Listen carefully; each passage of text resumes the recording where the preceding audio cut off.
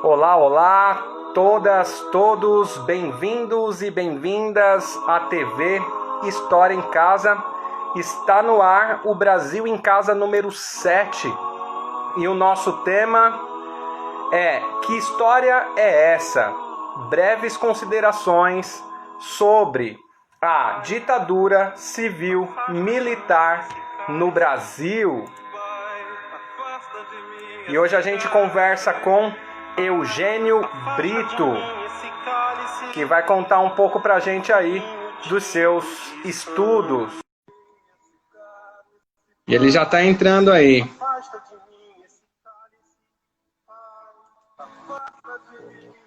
E a gente vai começar mais ou menos assim, ó. Pai, afasta de mim esse cálice de vinho tinto de sangue. Esse primeiríssimo verso é uma passagem bíblica, vem de Pai, se queres afasta de mim este cálice, que está em Marcos 14:36, com uma pequena alteração, a referência é feita de um jeito interessante e aparentemente católico, mas na verdade é uma crítica ao regime. A ideia de cálice nada mais é que um jogo do compositor para driblar a censura, inclusive a metáfora do cálice. Só é utilizada no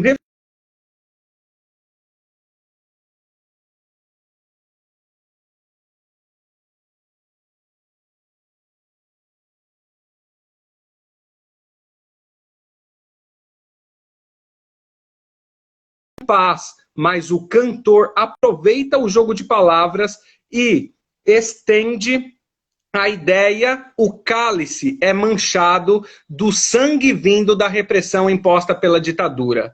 Como beber dessa bebida amarga? Tragar a dor, engolir a labuta. Como aguentar a repressão e prosseguir? Na dor de viver o regime militar, Chico se indaga sobre sua própria energia para sobreviver a essa época tão sofrida. Lembra do vinho tinto de sangue, que comentamos ali em cima. É essa a bebida amarga que dói e é difícil de engolir. Esse trecho da análise da letra de Chico Buarque de Holanda, Cálice, eu retirei do site letras.mus.br. E este, como eu disse anteriormente, é o Brasil em Casa. Vocês estão na TV História em Casa. E este tema é: que história é essa? Breves considerações sobre a ditadura civil-militar no Brasil. Esse rapaz que aparece aí na parte de baixo da sua tela se chama Eugênio Brito Rocha.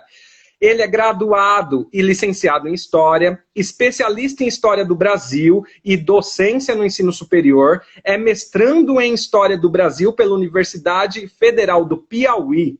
Ele é professor da educação básica na rede privada de ensino e professor da Universidade Federal do Piauí pelo Centro de Educação Aberta e à Distância, CEAD-UFPI. Ele está falando de Teresina, no Piauí. Senhor Eugênio Brito, seja muito bem-vindo ao Brasil em Casa. Muito obrigado, Thiago, pela oportunidade de poder discutir esse tema que nunca vai ser um tema que vai cair no esquecimento, né? E agradecer a presença de todas as pessoas que estão aqui nessa live, que vão ouvir um pouco desse bate-papo, né, que a gente vai fazer aqui agora, nesse momento. Eu espero, de algum modo, poder contribuir e esclarecer as pessoas que estão aqui nos assistindo, tiraram esse tempo para poder nos ouvir, né? Porque eu acho que, mais do que nunca, o brasileiro hoje ele precisa de esclarecimento, né?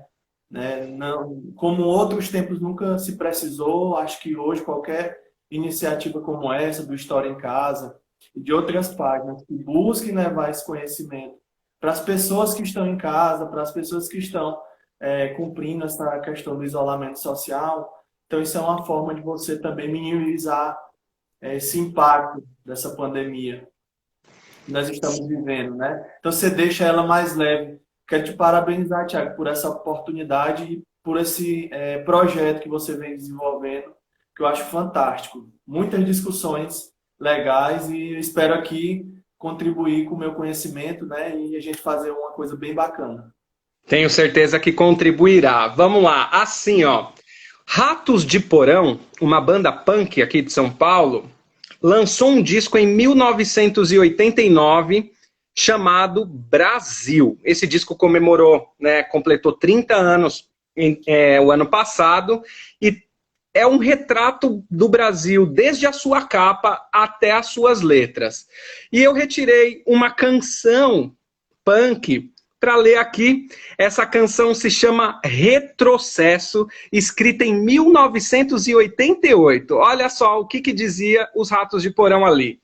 Não, não, cuidado com o poder do regime militar. O tempo vai retroceder e o DOI-CODE vai voltar no Brasil.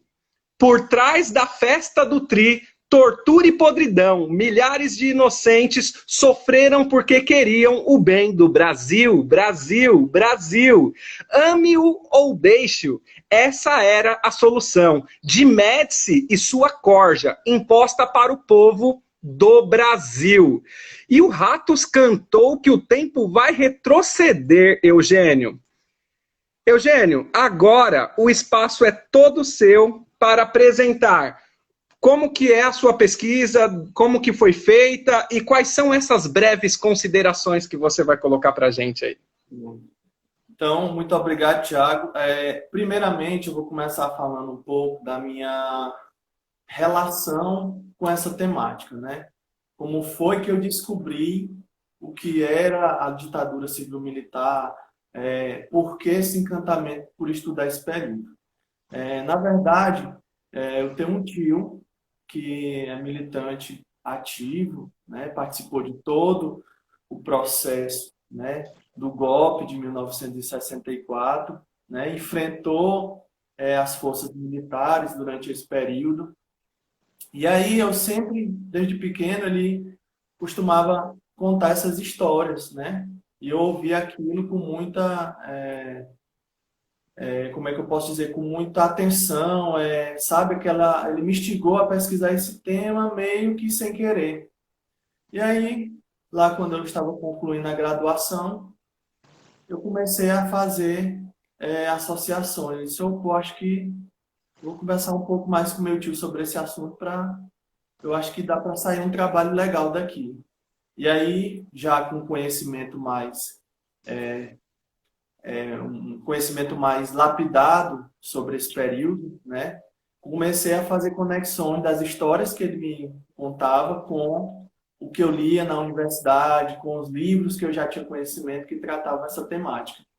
E aí não deu outra, né? Foi assim uma paixão à primeira vista, por começar a entender como as coisas aconteciam naquele período. E a curiosidade de buscar explicações para aquilo foi que me moveu a decidir por me especializar nesse recorte, né, da ditadura no Brasil. Bom, vou falar um pouco aqui da minha pesquisa, que eu desenvolvo já desde a graduação, e aí eu tenho levado ela agora a nível de mestrado, com outras ramificações, né?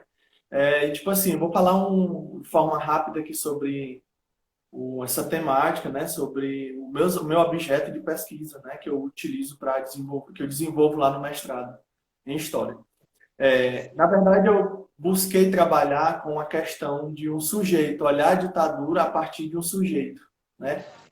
Que a gente vê a questão da historiografia, lá na escola a gente vê o professor falando, mas fala de uma forma muito geral, né? Então, como é que a ditadura ela é encarada pelas pessoas que viveram ali, né? Que visão é essa? É um olhar de baixo, da altura do acontecimento, olhar esse momento a partir das experiências de quem realmente viveu, né? De quem estava ali, de quem tinha medo de ser preso, das pessoas que precisavam se esconder, porque a polícia estava perseguindo, tinha o DOI-CODE, tinha o DOPS para poder rastrear essas pessoas, né? Então, quando você se dá de frente com essa narrativa, com a experiência dessas outras pessoas, você consegue perceber que lá na escola você só aprendeu uma parte do que realmente esse movimento representa no Brasil, certo? E aí o que é que acontece? Eu me vi na obrigação de me aprofundar nessa temática justamente porque nós estamos vivendo momentos muito difíceis, né? Com esse governo aí bolsonarista que só ataca, que só é, faz menção a militares. Ou seja, então, o conhecimento que eu vou expor aqui é justamente para tentar uma. Eu sei que não pode ser muito grande, mas o que eu botar aqui para as pessoas que querem ouvir a gente vai servir de alguma forma para esclarecer isso, né? É inadmissível um presidente da República se falar abertamente nessas questões e ninguém faz nada, né? O máximo que a gente vê aí é nota de repúdio. Mas, enfim, vamos voltar aqui para o assunto. Fica aqui meu protesto. Já nessa pausa, deixa eu fazer uma pergunta. Seu arroba aqui é EugênioBR64. Esse 64 tem alguma referência aos estudos? Sim, sim. Na verdade, eu optei por botar o 64 justamente para delimitar e instigar a imaginação de quem vê no meu Instagram, né? Inclusive, eu até havia pensado em mudar um pouco isso, porque pode ser que outras pessoas interpretem o 64 de outra forma, né? Mas o Sim. importante é atrair essa atenção, a curiosidade das pessoas, né? E aí eu achei fazer essa conexão temporal com o 64 para uma forma de atrair mesmo, né? Tá. E antes de você entrar na sua pesquisa, você citou o seu tio. O seu tio, ele, nesse período, ele vivia em qual estado e cidade?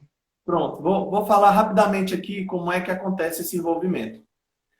Meu tio ele é aqui de Teresina, no Piauí, né? Na verdade, ele é da cidade de Valência, que é uma cidade próxima a Teresina, mas muito novo ele já veio morar aqui na Teresina, que estava se desenvolvendo, né? Estava passando por aquele processo de modernização. E aí muitas famílias do interior, elas migravam para a cidade em busca mesmo de novas perspectivas de vida, né? De melhoria, de trabalho, né? E aí o que é que acontece? Ele vem, conclui seus estudos na cidade de Teresina e se forma, a formação inicial dele era de torneiro mecânico. E aí o que é que acontece? Ele viu que aquela formação para a realidade da cidade ainda ia demorar um pouco até ele conseguir se posicionar profissionalmente aqui em Teresina. Então ele decide ir embora para os grandes centros, né? Que na época havia o quê? Rio e São Paulo. Ele disse, não, vou escolher o Rio de Janeiro porque já tinha algumas pessoas que saíram daqui e foram para lá e ele sempre mantinha esse contato. Quando ele chega lá no Rio de Janeiro, ele vai fazer, passa alguns dias, né, conhecendo a cidade, até quando ele arruma um emprego em uma fábrica de vidros, né? E aí é interessante essa parte que eu vou falar agora, porque o envolvimento dele se dá justamente nesse momento, quando ele diz que numa pausa do almoço, viu um grupo de pessoas reunidas debaixo de uma mangueira, né, que tinha lá no espaço da fábrica. E aí encostou ali naquela reunião e disse que ficou meio que abismado com a discussão que estava acontecendo, porque encontrou lá no Rio de Janeiro uma classe trabalhadora bem organizada, né? Os trabalhadores estavam discutindo questões referentes aos direitos deles, né? As condições de trabalho, né? Então você viu que havia uma discussão política muito forte dentro das fábricas. E aí ele disse que ficou abismado quando viu aquilo e achou interessante. E aí desde já ele não deixou mais de participar dessa luta ativa, né? Então ele teve relação estreita com o Stuart Angel, né, filho da Zuzu Angel, abrigou ele na sua casa durante o período em que ele estava sendo procurado.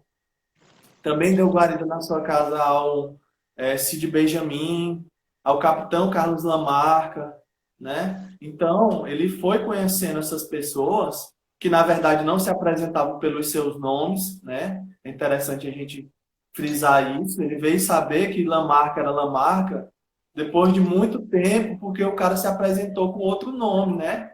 Então, eles tinham essa preocupação. E, na verdade, era muito interessante observar a ditadura militar dessa ótica, porque haviam questões que os livros didáticos não trazem para as salas de aula, né? Por exemplo, um fato como esse, de que as pessoas não utilizavam seus nomes, seus verdadeiros nomes, né? Era uma questão que girava em torno da segurança de todos.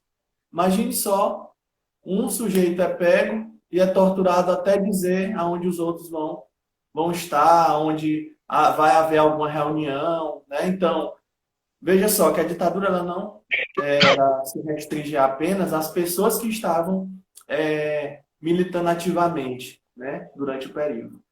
Familiares eram rastreados, eram monitorados, pessoas eram interrogadas a todo momento. Então, se um militante lá morria no enterro, pode ter certeza que tinha alguém disfarçado lá no cemitério, ou em todas as partes onde pudesse haver qualquer tipo de contato ou de reunião, justamente para não deixar escapar nenhum tipo de informação. E aí é interessante porque toda a narrativa, né, a partir das entrevistas que eu fiz com esse meu tio, e também lendo outros livros de memória que a gente encontra facilmente em livrarias, na internet, a gente consegue perceber que isso não era uma coisa que acontecia exclusivamente com alguns indivíduos. A ditadura ela tinha mesmo esse caráter repressor, de reprimir, de buscar onde aconteciam essas reuniões, de sempre estar monitorando.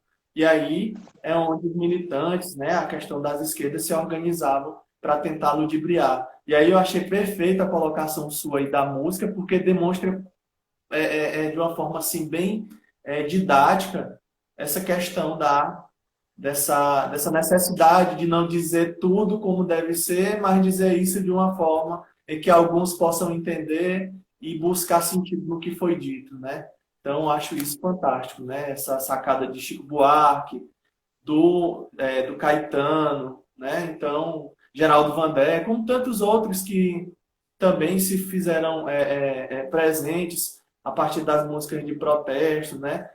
Outra galera também que eu acho que tem assim, uma participação fantástica, é o pessoal da arte, né? Da arte que eu digo da questão teatral, né? A música também entra dentro desse contexto, mas eu tenho amigos que pesquisam teatro na ditadura civil-militar e falam coisas fantásticas que eu acho que assim, pouca gente sabe. Então, é assim, é interessante a gente abrir esses espaços, Thiago, e mais uma vez, sempre vou estar te agradecendo aqui, porque é uma oportunidade dessa de estar falando para pessoas de vários lugares. Eu realmente fico muito grato quanto a isso. Eugênio, quando a gente estuda esse período, existem duas leituras, existem várias leituras cabíveis aí, né? Aí tem o Diego aí do Agora Vive tá falando aí que o Frei Beto deve ter sido amigo do seu tio, né? Aí depois talvez você comente, talvez, isso aí, se teve uma relação. Quando a gente analisa esse período, existem aí duas análises que são as mais difundidas, né? Uma análise que está muito presente dentro de quem detém o governo atual do nosso país, que diz que não é ditadura, né? Já começa por aí a leitura, né? É um regime, é um governo. Enfim, mas diz que o que aconteceu ali em 64 foi uma reação ao comunismo. E aí, uma outra leitura que mais ampla e mais lúcida, que diz que é um pensamento de um projeto de construção de um país a partir de 1964, né? Dentro desses seus estudos, ele caminha, e aí acredito que a resposta já é óbvia, mas é importante perguntar, para o pensamento de projeto ditadura ou para o pensamento de reação aos comunistas que vão destruir o nosso país e eu que tenho um carro zero vou ter que morar embaixo da ponte? Cara, assim, quando a gente vai analisar esse período, nós temos que ter assim, um certo cuidado para entender o que era o país nesse momento. essa questão que você falou aí do comunismo, ela não é algo que é originário de 1964. Isso é uma discussão que ela vem lá bem anterior, né? Eu vou te citar aqui uma pesquisa que eu realizei recentemente. Aqui no meu estado, existia um jornal chamado O Dominical. Era um jornal editado pela Igreja Católica, né? O corpo editorial dele basicamente eram padres, bispos, os freios, enfim, pessoas que tinham ligações diretas com a Igreja Católica. E aí eu comecei a observar que basicamente da década de 1950, não que isso fosse um fenômeno desse período, mas a partir dessa leitura que eu fiz do jornal, a década de 1950 até o 64, o golpe ali, os anos anteriores a 1964, você viu uma ala conservadora da igreja, e aí eu vou até tocar nesse ponto aqui da questão do Frei Beto, que o amigo falou aqui, que o Frei Beto ele representava um fragmento da igreja, né? Mas a igreja católica, pelo menos a análise que eu fiz a partir desse período, ela era uma igreja conservadora que apoiava isso publicamente, a partir das matérias, a questão do combate ao comunismo, né? E aí o que é que acontece? Quando eu vejo um órgão, ou perdão, uma instituição, como a Igreja Católica, tendo um posicionamento desse e transmitindo isso para os fiéis, obviamente eu planto uma semente ali que ela tende a se alastrar de forma rápida, né? Pelo menos aqui na cidade de Teresina, essa questão da década, dos anos que antecedem o golpe, né, de 1964, as pessoas tinham o hábito de ir à igreja. Então, os padres, eles tinham posicionamentos políticos, né, que divergiam ou não, isso aí não tem como a gente ser preciso, né, porque é uma coisa muito subjetiva. Mas eu acredito sim que o que aconteceu em 1964 foi um golpe, não foi nada de projeto de regime. Tomaram o poder e queriam construir mesmo os militares, eles sabiam o que estavam fazendo. E aí eu vou tocar num ponto importante, que é justamente onde a gente vai falar aqui no nome da palestra. Por que a ditadura civil-militar? Né? É justamente essa questão que as pessoas precisam entender. Os militares, eles têm a sua participação dentro do contexto da ditadura militar, né? Eles deram toda a estrutura e as estratégias necessárias para que isso acontecesse. Mas há de se lembrar também que a sociedade civil desse período, ela tem participação. Não foi um ato exclusivamente dos militares, né? Eles precisavam desse suporte da sociedade civil para poder argumentar na opinião pública, para poder fazer com que aquilo parecesse ser algo normal, né? E aí as pessoas muitas vezes não entendem e acabam meio que buscando outros caminhos para poder justificar algo que não tem nenhum tipo de justificativa, porque, por exemplo, a gente pode até citar aqui a questão do Cidadão Boysen, ou do filme Cidadão Boysen, né? Um exemplo claro de um sujeito da sociedade civil que fazia questão de ter um capital investido ali na repressão, né? No combate à repressão. Com certeza a bandeira do comunismo ela estava inserida dentro desse contexto, só que eu acho que a luta que essas pessoas representam, que repercutem até os dias atuais, ela foi muito maior do que qualquer repressão que esses sujeitos possam ter sofrido durante esse período. Eu não sei se eu respondi a sua pergunta, mas eu acho que ficou bem claro assim, essa questão.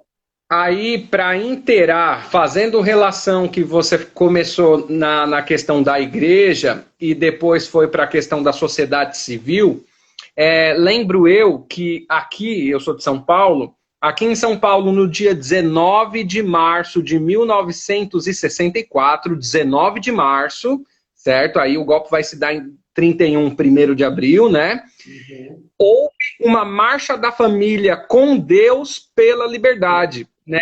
Então aí essa marcha da família, que aí a gente pega a sociedade civil, com Deus, né? A gente traz o poder da igreja nesse momento desse ato, né?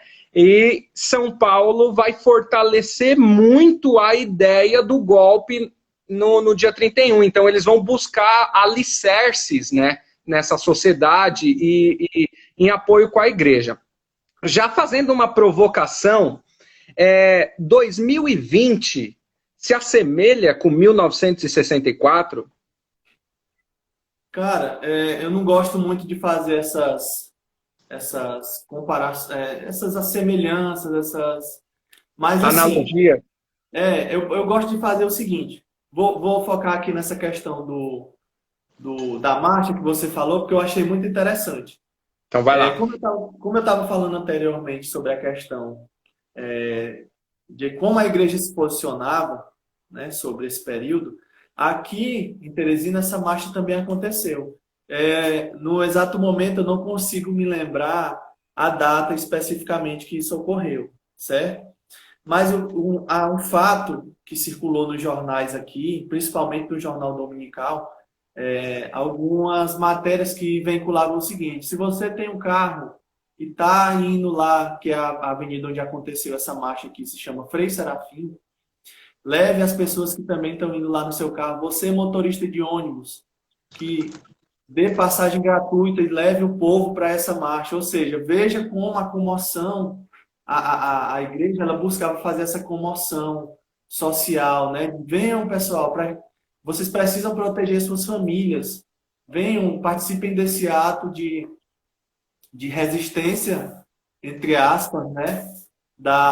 Contra o comunismo. Então, o comunismo era visto, né, como essa questão de algo perigoso para as famílias. Aí, entrando aqui na questão de 2020. O que eu vejo em 2020 não seria uma semelhança com... Qual foi o ano que você falou? Só para mim... 64. 64, né? E aí, o que é que acontece? Eu não vejo essa semelhança, mas eu vejo algo pior. Por quê? Porque nós estamos no ano, no momento, onde nunca se negou tanto coisas que já foram esclarecidas no Brasil como se nega hoje.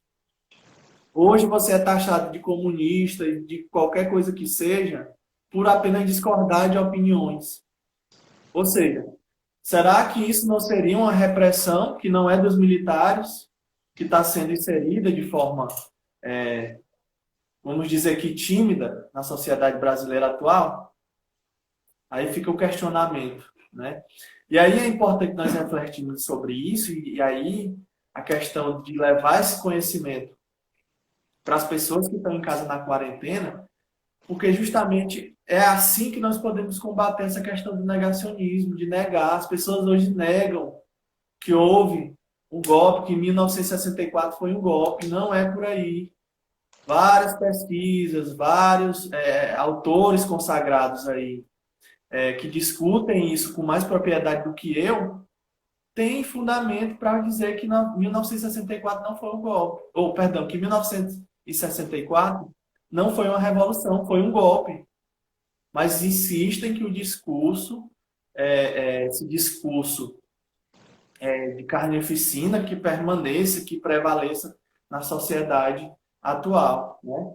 Uma das coisas que eu achei patéticas foi essa apropriação na campanha presidencial da bandeira do Brasil. Quase que eu vim fazer essa live hoje com a camisa do Brasil, para dizer que a camisa do Brasil é do brasileiro, não é do time do Bolsonaro, não é de patriota nenhum. Todos nós que somos brasileiros, eu acho que isso aí cristalizou uma imagem negativa sobre a camisa do nosso país, né? Que aí a gente vai combater isso com conhecimento. Aí, Eugênio, eu penso a seguinte questão. Quando a gente fala dos símbolos, aí é outro discurso, né? Outro diálogo. Porém, se a gente for pensar na camiseta Brasil, futebol, CBF, são diversas críticas a ser feitas também, né? Aí é um outro diálogo que foge dessa questão de nacionalismo e tudo mais. E cabe também a gente pensar numa questão Brasil, bandeira, símbolo, que também cabe outras diversas críticas da construção das cores da bandeira e tudo mais, né? E aí a gente entraria em campos mais simbólicos, né? Falar da CBF como símbolo do Brasil ou falar da bandeira do Brasil, aquele verde, aquele amarelo, o que representa, como foi construído, por que foi construído, a ideia por trás daquilo, né?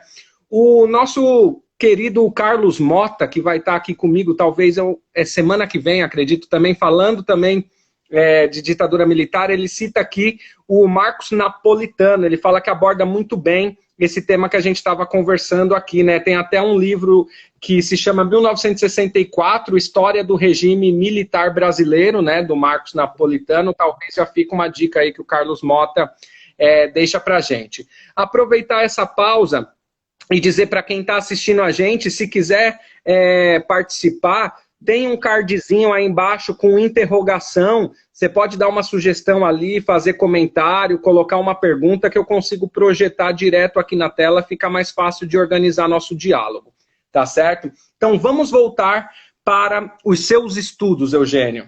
Pronto. Quais essas considerações que eu quero trazer aqui na minha fala é justamente um olhar diferenciado do que a gente já tem produzido, né, na questão da historiografia. Trazer esse olhar de pessoas que viveram um momento de perto, eu acho que é uma experiência assim, altamente significativa, né? Não vou nem entrar muito nessa questão da memória, mas é interessante nós observarmos que pessoas que conviveram esse período, nós vamos ter, obviamente, as divergências, né? Vai existir pessoas que vão dizer que o golpe de 64, né, que a ditadura civil-militar foi algo bom para o país, como também vai existir as pessoas que vão condenar esse ato, né? E aí, o que é que eu quero dizer aqui? Que quando eu tenho a oportunidade de conhecer um sujeito que estava intrinsecamente ligado a um movimento contrário aos militares, ele assumiu um risco de já, só o fato de ele se aproximar dessas questões, que punha em risco não só ele, mas todo um núcleo familiar em que ele fazia parte, né? E aí eu insisto isso, sabe por quê? Porque nas minhas pesquisas aqui, quando eu botei o nome do meu tio aqui em alguns arquivos, né, eu consegui encontrar documentos da filha dele, né, que estava sendo monitorada pelo SNI. Então veja que era algo que eu falei isso para ele, ele ficou assim, meu Deus, né? Ele disse, sério, pois me manda que eu quero ver. Então veja, tem coisa que ainda precisa ser mostrada, a gente precisa trabalhar com essa questão documental. A lei da transparência, ela vem justamente para ajudar a quebrar esses arquivos. Claro que tem muita coisa aí que para ser ainda esclarecida. Então, eu sou um estimulador nato desse período. As pessoas precisam entender que a ditadura militar ela é uma marca sombria na história do Brasil, né? É preciso ter a consciência de que esse período ele foi um período de luta, né? Não que os outros não tenham sido válidos, mas a ditadura civil-militar brasileira, ela é, para mim, um momento assim que você entende muita coisa do que aconteceu no passado e do que acontece hoje na nossa atualidade a partir dessa discussão. Aí eu vou trazer aqui uma indicação para quem quer começar ou se interessa por esse tema. Eu acho que esse livro aqui, ó, Versões e Ficções, o Sequestro da História. Aqui é uma coletânea de artigos que falam justamente desse período. Então, aqui nós vamos ter textos do Daniel Arão Reis, né, do Marcelo Ridente, né, Missado, enfim, várias pessoas que discutem essa temática. E aí eu acho interessante porque eles tiveram a preocupação de trazer esse debate de uma forma bem didática, sem muito academicismo, né? Então, o objetivo deles aqui nessa coletânea é justamente trazer esse conhecimento de uma forma mais diluída para qualquer pessoa, seja da área de história ou de qualquer área que seja, que quiser se aprofundar nessa abordagem, esse livro eu acho que é um bom começo. Você acha ele facilmente na internet, né? Então, eu utilizo ele bastante dentro da minha pesquisa, né, para a construção das minhas análises, das minhas questões em torno desse período. E aí, quando eu falo desse olhar, que nós precisamos entender esse olhar a partir do outro que viveu, eu vou trazer aqui a experiência do meu tio, né, Sebastião Braz. Eu me lembro que em uma das entrevistas que eu fiz com ele, ele fala muito na questão da descrição. Isso aqui, para mim, de ser discreto, né? Discreto no que se diz, não quero, não preciso saber muita informação sobre fulano que eu vou abrigar aqui, porque isso vai pôr em risco todo aquele núcleo de atuação daquela região. E aí é interessante quando a gente faz isso, para poder entender como era perigoso ser pego pelos militares, né? Ser capturado.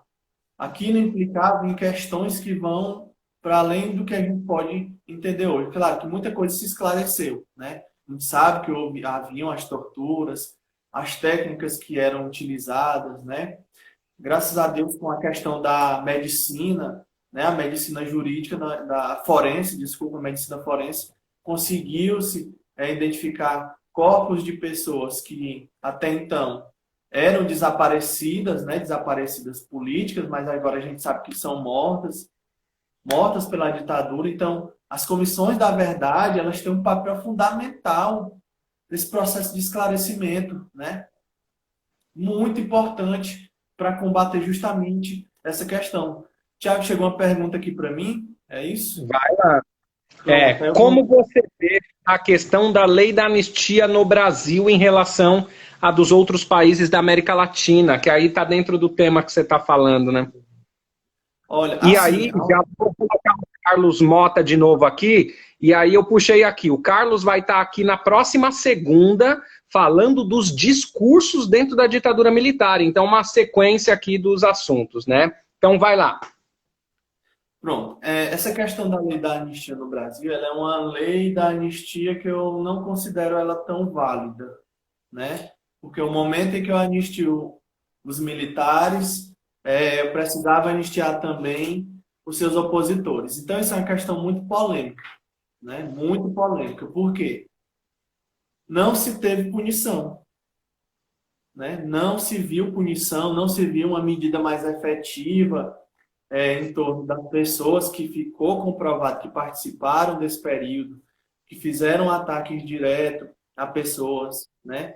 Que confessaram que cometeram crimes durante esse período, mas mesmo assim ainda acabavam protegidas por essas questões jurídicas, né? Um exemplo disso, nós podemos citar aqui o Carlos Alberto, Brilhante Ustra, não é? Que você vai lá no YouTube, você vê diversas entrevistas dele, audiências do tribunal, para poder tentar esclarecer esse período. Então, acho isso uma falha, né, do sistema jurídico brasileiro, como tantas outras que existem, mas essa eu acho que era uma oportunidade de se reparar toda essa tragédia que aconteceu durante esse período da ditadura, né? Infelizmente, a lei da anistia, para mim, ela não eu não vejo a lei da anistia como algo que deve ser lembrado, uma anistia falsa. Pronto, a meu ver, a lei da anistia é uma anistia que não aconteceu, ela é falsa. Porque ela perdoa demais os militares e a gente não vê tanta política.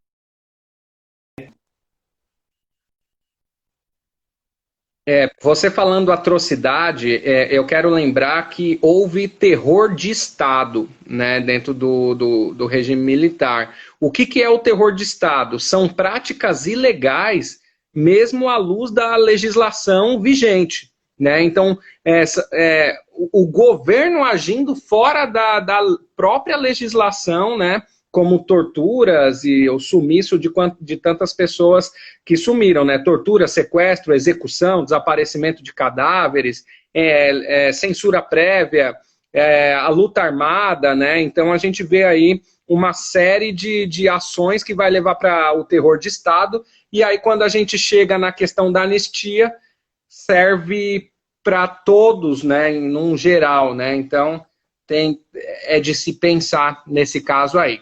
Vamos seguindo aí, Eugênio. Para onde vamos? Aí agora eu vou falar um pouco aqui de como é esse período visto a partir desses sujeitos, né? Vou pegar um pouco aqui a história do meu tio, porque eu usei ela como um fio condutor para a gente falar sobre essas considerações do período, né? Que a gente não vê no livro didático. Por que é que eu sempre estou me remetendo à questão da educação básica? Porque eu acho que essa conscientização ela tem que começar lá, tá? Quando a gente faz um trabalho mal feito lá na sala de aula ou não tenta esclarecer as pessoas, os alunos, né, que estão desenvolvendo essa questão do senso crítico, acontece o que aconteceu aí. Sujeitos que não têm nenhum tipo de consciência elegem um presidente que o Brasil tem hoje, né? Então, assim, minhas críticas a esse período, elas sempre vão estar presentes aqui na minha fala. E aí, quando eu vou falar desse meu tio, né, eu tenho sempre ele como uma referência desse período, porque ele vai me ceder informações, ele vai me situar do contexto desse período de como aconteciam as ações, né? Por exemplo, havia um jornal, ele filia-se posteriormente ao Partido Comunista, né? E aí ele me fala muito dessa questão dos jornais que circulavam, jornais alternativos, né? Que circulavam no Rio de Janeiro, né? Só lembrando que essa produção que eu me refiro aqui e as vivências dele se dão no Rio de Janeiro e não no Piauí, porque ele migra de Teresina para a cidade do Rio de Janeiro, onde ele vive até hoje. Inclusive, eu acho que ele está assistindo a gente aqui. Então, deixar um abraço aqui para ele. Então, essa questão de eu me aproximar dos sujeitos e de tentar sempre fazendo essas conexões com a sociedade, conscientizar a sociedade, era uma pauta muito discutida pelos os jovens que militavam, as pessoas que militavam durante esse período, né? Eles tinham uma preocupação em levar informação e tentar dar ciência do que estava acontecendo naquele momento, né? Para as pessoas comuns que não tinham tanto acesso a conhecimento, ao estudo, não tinham hábito de leitura. Então era comum esse tipo de prática de aproximação, né? Eu não me lembro muito bem aqui o nome do jornal, até peço desculpas porque realmente é muita informação, mas esse jornal tinha justamente esse objetivo. Posteriormente, quando a militância começa a ficar maior, aí ele opta por ir por outro caminho, né? Porque aí a galera começa a aderir à questão da luta armada, e aí ele disse, opa, eu não vou entrar nessa questão porque eu acho que o caminho não é esse, né? E aí ele opta por dar apoio. Aí é justamente onde entra aquele contexto. Eu não vou aderir à luta armada, mas eu vou dar todo o suporte para as pessoas que precisam de mim. Aí no caso dele, ele sempre deixa ele sempre me fala isso e quer que isso fique bem claro. A questão do militante, haviam vários núcleos, vários tipos de atuação. A dele, nesse caso, né, o olhar que ele me proporciona analisar é justamente do militante que trabalhou muito na questão da logística. Então, veja só, meu tio, Sebastião Braz, abriga na casa dele o Stuart Angel. Toda esquina que se dobrava, segundo ele, né, ele via tá sendo procurado nos jornais. A foto dele está nos jornais.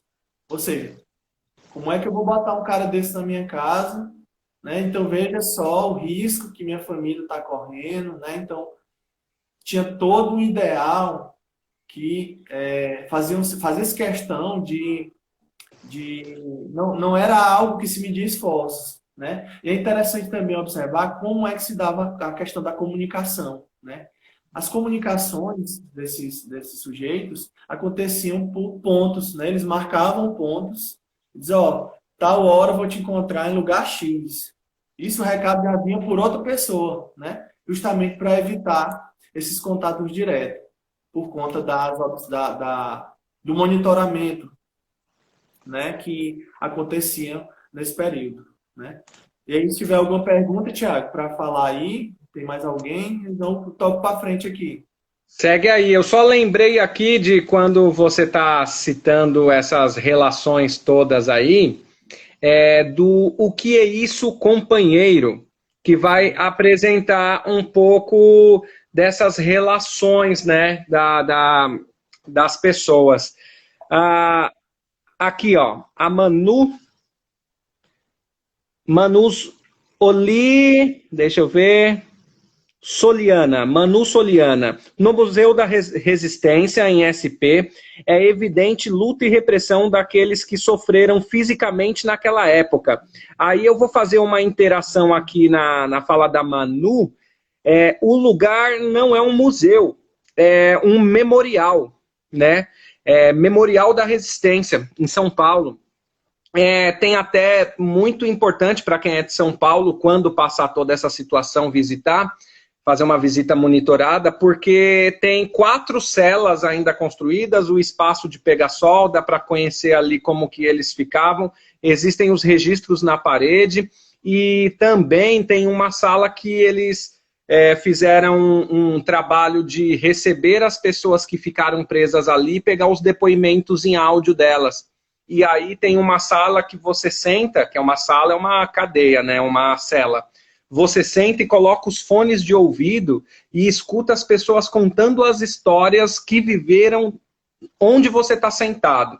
Então é um lugar de muita energia, de verdade. Quem for de São Paulo ou vier a São Paulo quando passar tudo isso, vale a pena visitar. É o Memorial da Resistência, fica na Luz, em São Paulo, né, na Estação da Luz, no centro, e é gratuito, né, não paga nada, é só visitar. Aí, segue aí. Interessante você falar isso, porque eu acho que a ditadura lá aconteceu no Brasil inteiro. E eu acho que os estados, os governos dos estados deveriam promover espaços como esse, né? São lugares de memória, não tem como negar, não é? Então, eu acho que isso é uma forma de combater essas pessoas, de combater esses discursos de ódio que a gente presencia hoje de uma forma bem intensa, discursos que negam esse período, e um memorial desse, eu acho que é a resposta mais linda que se pode dar desse período seria um memorial como esse. Pena que Ele fica no prédio do antigo DOPS. olha aí, olha o significado do lugar, né? De como tudo foi bem pensado, tudo foi bem arquitetado para justamente causar esse impacto. Essa sua fala já me impacta. Agora imagine você lá, né? As sensações que você vai sentir, que você vai se permitir viver num espaço como esse. Então é muito interessante mesmo. Então, voltando aqui para a nossa discussão, tem outra obra, vou falar rapidamente dessa obra aqui, que eu acho também muito importante para a gente discutir essa temática, que é um livrinho aqui do Carlos Fico, né? O Golpe de 1964.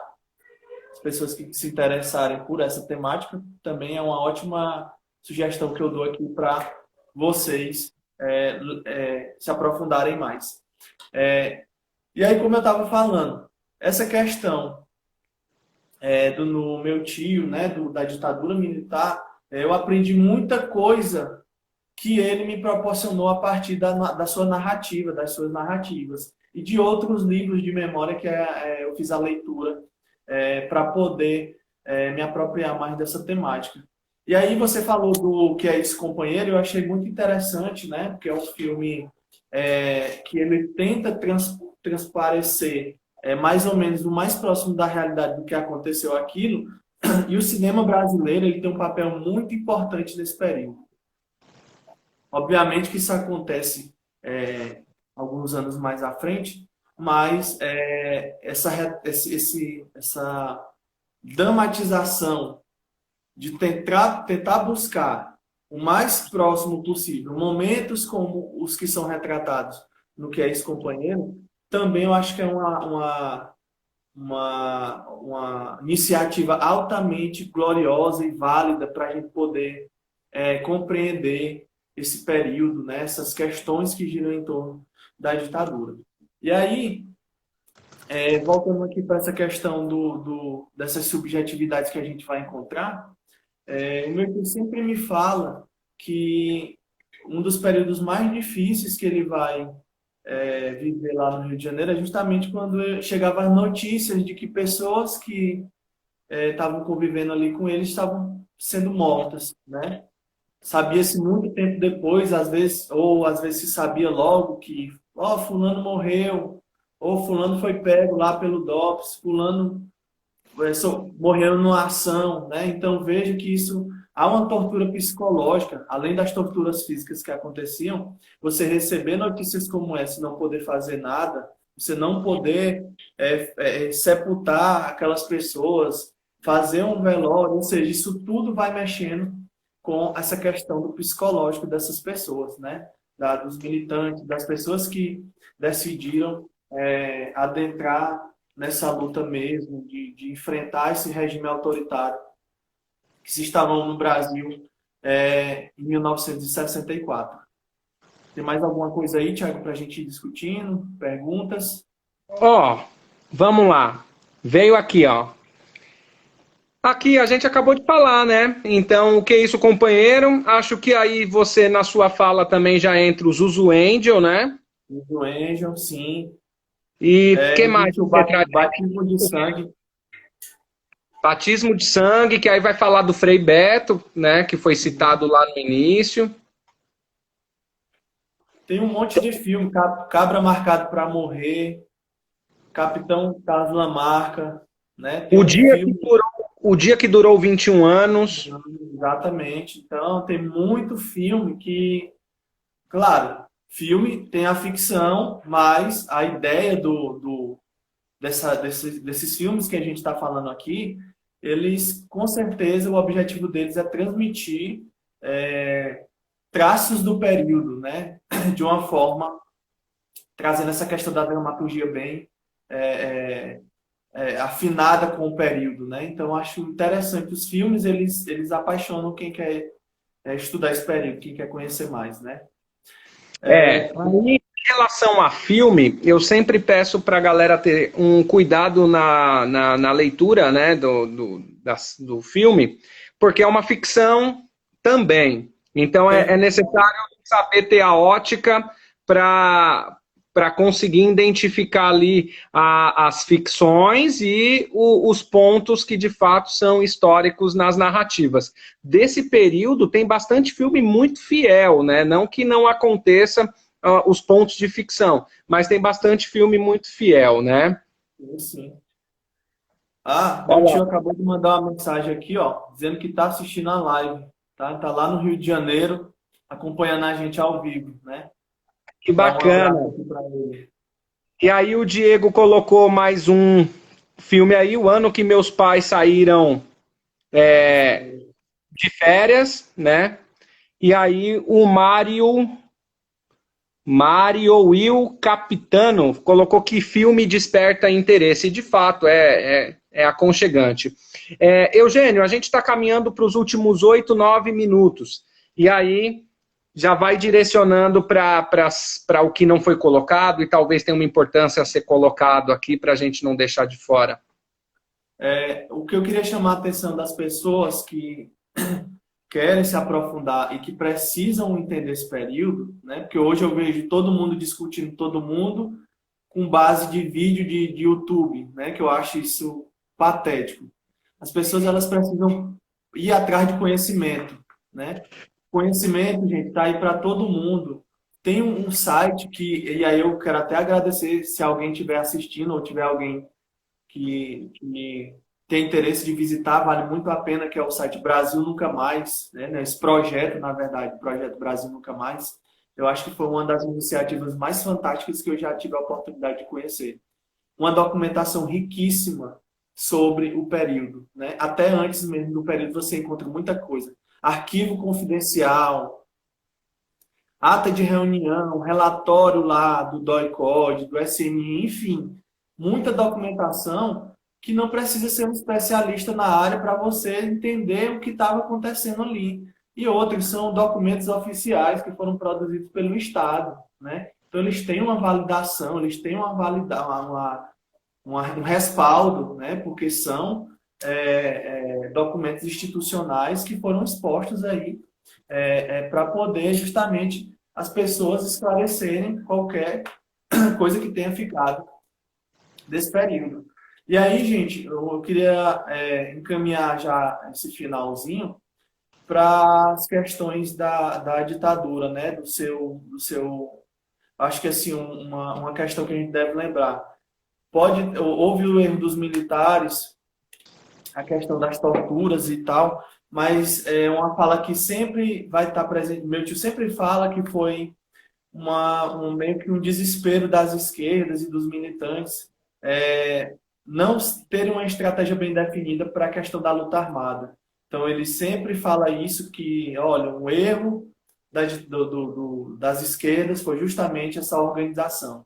Você tem, de um lado, um exército, vocês têm os militares bem organizados, bem equipados, e aí a esquerda tenta também ir por esse caminho do enfrentamento corpo a corpo, da luta armada, da guerrilha, mas só que houve aí uma falta de estratégia, houve na fala dele ele sempre bota como um desespero, né? Uma tentativa última de tentar pôr fim naquilo. E aí, inclusive, nesses livros que eu indiquei, a gente vê essa discussão, né? Que foi um desespero muito grande das esquerdas tentarem fazer esse embate, essa questão da luta armada. Ela não saiu bem como planejado, né? Inclusive, tem até um livro meu Deus, fugiu o nome do cara, que é bem conhecido, que tá a polêmica do filme, do Marighella, pronto. O Marighella, né, o Manual do Guerrilheiro. Então, acho que aquele livro ali é fantástico para você entender essa questão da esquerda mesmo mais revolucionária, da esquerda mais que decide pegar em armas, né? E aí, quando a gente começa a analisar essas falas, analisar essa documentação, a gente vê que tem muita coisa ainda para ser pesquisada. Então, eu sou aqui, além de pesquisar esse período, sou um estimulador de novas pesquisas, né? Então, você que tem interesse de pesquisar esse período e não sabe onde encontrar documentação, não sabe como iniciar isso, gente, tem muita coisa na internet, tem muito site bom, tem muito projeto aí que está dando voz a esse período, né? A gente não pode esquecer, esse foi um período muito terrível da história do Brasil. Quanto mais produção nós fazemos sobre esse período, mais ela pede que isso aconteça. Esse período ele pede bastante esclarecimento, né? Nunca é demais falar sobre ditadura militar, ainda mais nos tempos que nós estamos vivendo. Tem mais alguma pergunta? É urgente, né? A fala é urgente. É urgente, é urgente. Interessante a citação do Carlos Marighella. E também esse embate que está tendo com o governo do filme ser lançado no Brasil, né? Um filme que já foi lançado fora, brasileiro, que não consegue espaço dentro do nosso país, né? E eu também gostaria de dizer, né, já que a minha fala do Memorial da Resistência teve uma repercussão boa, o Memorial da Resistência, ele também tem cursos. Tá? Então, para professores que é de São Paulo, você consegue fazer curso a respeito do tema, trabalhando com documentos e com relatos de pessoas que estiveram presas lá a respeito desse tema. E nesse momento agora, à distância, para quem tiver interesse de qualquer lugar do Brasil e do mundo também, eles estão lançando agora os cursos deles à distância, né? Então, é uma oportunidade, talvez, para quem não é de São Paulo, conseguir estar presente em um desses cursos. Então, depois entrem lá em memorialdaresistência.sp.org.br, vale super a pena conhecer e entrar em contato com o pessoal, que é super maravilhoso. Eugênio, são 20 horas em ponto, a gente começou um pouquinho atrasado, mas provavelmente já está encerrando. Como ele avisa para mim só faltando 30 segundos aqui, e aí eu acho que fica muita correria, eu gostaria que fôssemos para as considerações finais para não ficar essa correria toda aí. Certo. Então, assim, eu acho que não tem muito mais o que se falar, acho que a discussão foi bem, bem bacana mesmo. Eu já queria deixar claro aqui que eu me coloco à disposição de qualquer pessoa que esteja aqui pesquisando ou que tenha interesse. Me sigam aí no meu Instagram, né? Que a gente pode trocar uma ideia. Eu sou uma pessoa muito acessível para você, para essas questões de pesquisa. Isso é uma reflexão. Vai acabar? Então, cara, Foi. muito